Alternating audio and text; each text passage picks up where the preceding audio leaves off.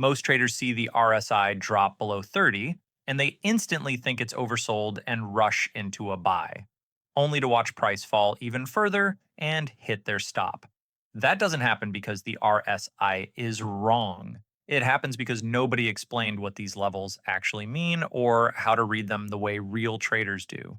So in this video, I'm going to make the RSI clear, visual, and easy to understand for you. Open TradingView with me for a moment. Look at your chart, then go to the top, click on Indicators, and in the search bar, type RSI. Click on Relative Strength Index. You'll see a new window open below your price chart. Now focus here. You'll see one purple line moving up and down. That purple line is the RSI itself. It's measuring the strength of recent price moves between 0 and 100. On top of that purple line, you'll see one yellow line. That yellow line is just a moving average of the RSI. It smooths the RSI so you can see if momentum is stabilizing or turning. You don't have to use crossovers or any complex signals right now. Just remember, purple line is the actual RSI, yellow line is the smoothed RSI. You'll also see horizontal levels on this RSI window, usually at 30, 50, and 70. These three numbers are very important, so I'll explain them in a clean, step-by-step way. First, understand what RSI is doing. It's not trying to predict the future, it's simply telling you, right now, who is stronger, buyers or sellers, and how strong are they. When the RSI is around 50, it means the market is balanced. Buyers and sellers are almost equal. There's no clear strength yet.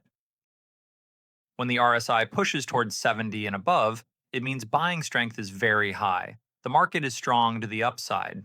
When the RSI drops toward 30 and below, it means selling strength is very high. The market is strong to the downside. Now let's break this into the three zones you care about and what you should actually do there. First, RSI below 30. When the RSI falls below 30, it's telling you the market has moved down too fast and sellers are in extreme control. This area is called oversold, but that word is very dangerous because people think oversold means price will go up now. That's not true. Price can stay oversold and keep falling. So if RSI is below 30, my first rule is simple. I don't open new sell positions because most of the move is already done. At the same time, I don't blindly buy just because it's oversold. What I do instead is mark that area and watch. I wait for the purple RSI line to start turning back up, and I want to see price slowing down near a support level on the chart. This zone is not a buy signal. It's an early warning that the down move is getting tired and I should prepare, not rush. Next, RSI between 30 and 50. This is the recovery zone. The market is coming out of that oversold condition, but buyers are still not fully in control. Imagine someone who just finished running. They are standing, breathing, but not sprinting yet. When RSI is moving from 30 up toward 50, it simply means selling pressure is fading, but buying pressure is not strong enough yet. In this range, I stay patient. If I was in a sell from earlier, this is where I think about taking partial profits because momentum is no longer as strong. But for new buys, I usually wait.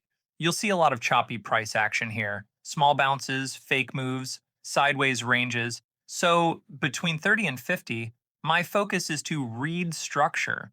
Is price forming a higher low? Is it building a base? I don't want to jump in just because RSI is rising. I want proof on the chart. Now, the most important part, RSI above 50. When the purple RSI line crosses above 50 and stays above it, that tells you buyers now have more strength than sellers. Think of the 50 level as a line in the sand. Below 50, sellers still have the upper hand or momentum is weak. Above 50, buyers are winning the strength battle. This does not mean by the second RSI crosses 50. It means from this point, it makes more sense to look for buying opportunities instead of selling. So what do I do when RSI is above 50? I go back to the price chart and look for real entries, a higher low, a break and retest of resistance turning into support, or a clean bullish structure. If price is showing a bullish pattern and RSI is holding above 50, now the strength and the structure are aligned. That's where trades make much more sense. And what about the 70 level? When RSI goes above 70, it means the move is very strong, not automatically wrong. Trends can stay above 70 for a while, so I don't jump into a sell just because RSI touched 70. I only prepare for a possible pullback if I see RSI bending down and price slowing or forming a double top. Until then, above 70 just confirms strong bullish momentum. Once you start using RSI like this as a strength meter, not a magic signal, your decisions become much more logical. You'll know when to avoid chasing, when to stay patient, and when the market finally has enough strength on your side.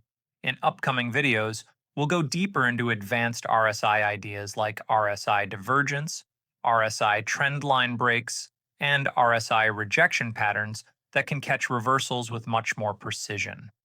Tell me in the comments, which RSI strategy do you want me to cover next? Divergence, trendline breaks, or rejection at 70 and 30? This video is for educational purposes only. I am not a financial advisor.